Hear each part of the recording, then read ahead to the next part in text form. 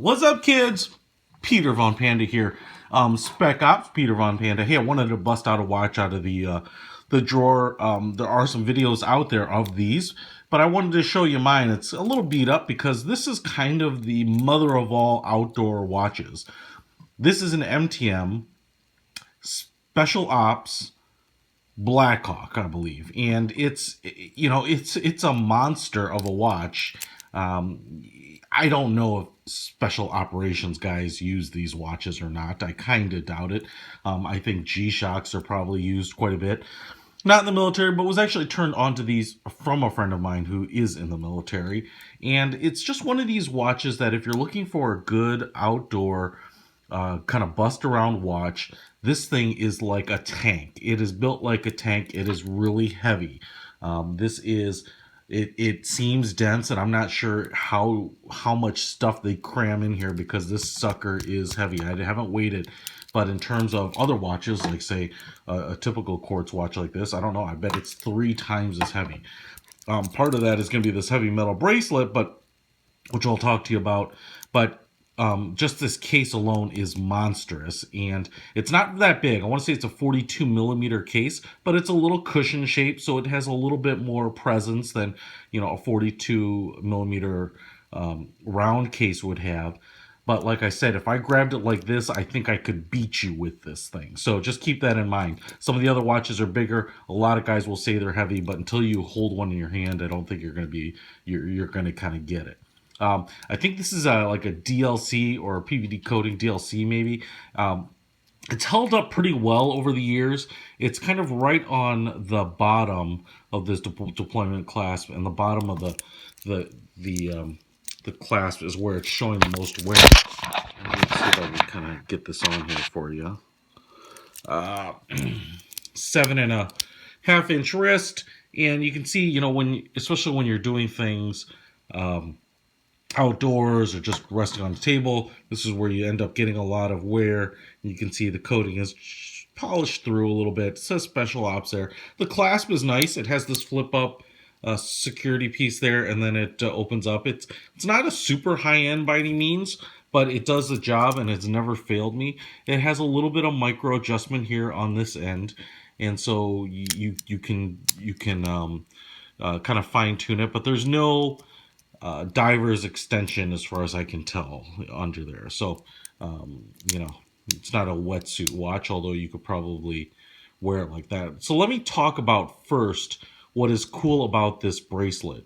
The bracelet pieces are put together with these pins that will take hex keys or Allen keys, and there they are. So you can actually unscrew them, and then it comes with this like giant tack, so you can push these things out. And the beauty of that is you don't need to go to a jeweler to adjust the links. Now, for special operations guys, if they were really using this for spec ops, yeah, you wouldn't be on like the back of a C-130 going to an operation, gearing up for winter climate and then trying to add a link in, or waiting on a jeweler to add a link in.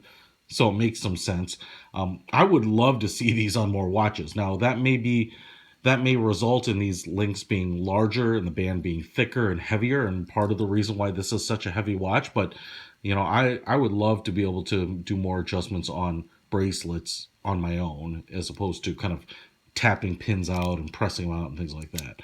On the back, so I love that innovation there. On the back, it has kind of a screw-in stainless steel back here. It has the serial number and then electromagnetic induction, which we'll talk about. The back twists off, but one of the things that MTM says, and I think they're a fairly small company, is that it's a lithium-ion rechargeable battery in here, because it's going to do a lot of stuff. We'll get into that. And I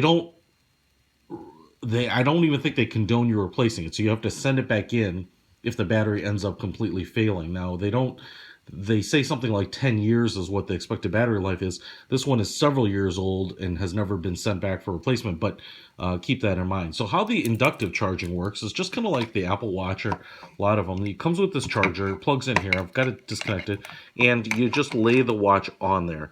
I have some footage of it. It's actually a really great little design. Holds everything nicely balanced. The base of the charging stand protects the with your desk or your nightstand from scraping from the watch band, and protects the watch band presumably. The three LEDs on the front face blink orange when it's charging, and then they stay solid orange when it is charged. Now, it'll also give you a low battery indicator by a jumping seconds hand. So instead of ticking on every second, it'll tick every 2 seconds, and then you know you need to charge it. I don't know exactly what the interval is. I think it depends a lot on how much you're using those LED lights.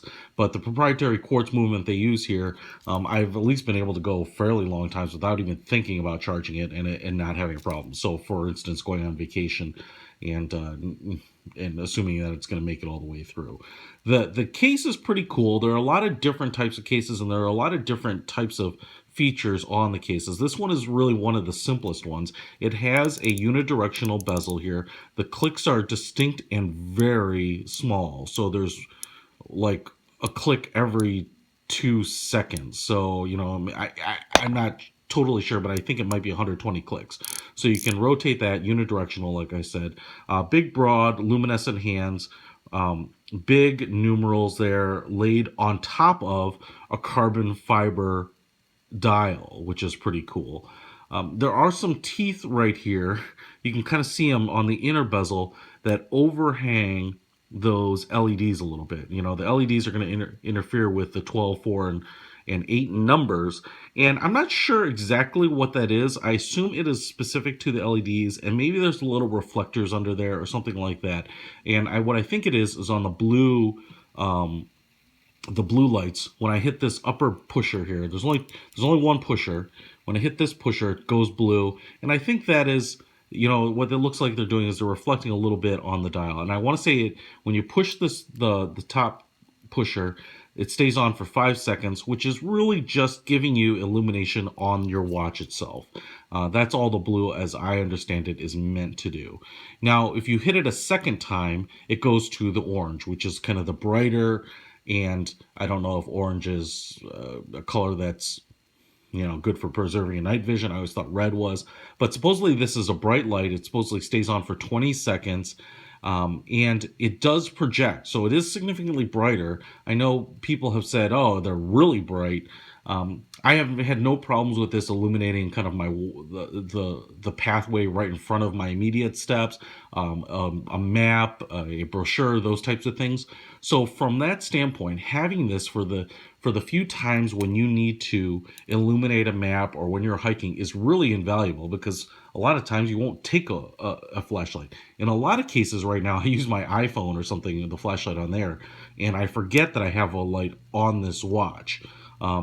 But it's super handy to have when you need it. There's going to be tons of times. It's kind of funny. Once you start having it, remember that you have it. You'll use it at night, walking, you know, through the house without disturbing people. Like I said, looking for your car keys, looking for something in the car. Just tons of times. Now, if you're a special operator, I'm sure you could find other uses for it. In fact, they say that the orange light, I think, is visible for up to a mile, presumably clear skies on a perfectly black night. But I've never had that issue. And then some of the other watches, they have like strobe lights, and it's more of a white or blue light for those signaling lights. So, but really for reading maps and kind of manipulating things in total darkness is kind of where it stands out. A lot of kind of hardware, you know, industrial look with the screws there.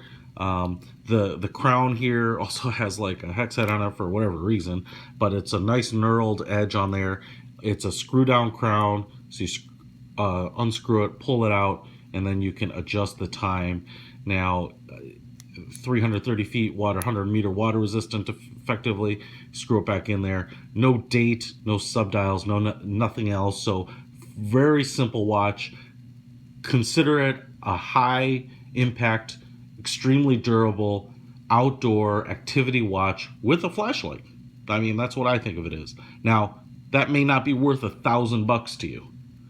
There are other watches that can do similar things, but, you know, just depends. But this one has lasted a really long time, and I've never had a problem with it. Peter from Panda, out.